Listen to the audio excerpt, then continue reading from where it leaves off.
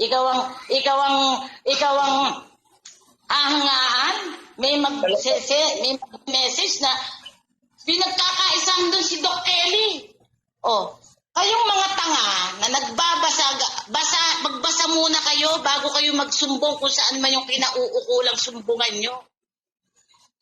Hindi namin pinagkakaisahan si Doc Kelly. Siya lang ang pumasok na akala mo praning na ewan ko kung saan galing, kung bakla ba yan o binabae, bigla-bigla na lang papasok at magsasalita doon. Ano ka ba, Doc Kelly? Binabae ka ba? Bakla ka ba? Tapos sasabihin mo pa sa akin sa mga comment, nasa Italy ka pala. Sisikat ka na. Okay, sige, pasikatin mo ako.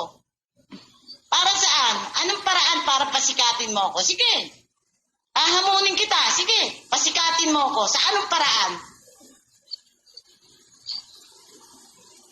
Kaya huwag kang sinungaling. Huwag kayong yung iba dyan, huwag masyado. Sasabihin nyo, nakikinig kami sa sabi-sabi. Kayo rin nakikinig sa sabi-sabi Totoo yun. Tinitigan nila yung pagkakataon na nakakapagsalita sila ng live streaming para mambalahura talaga ng tao. Ang masama, parang silang ape.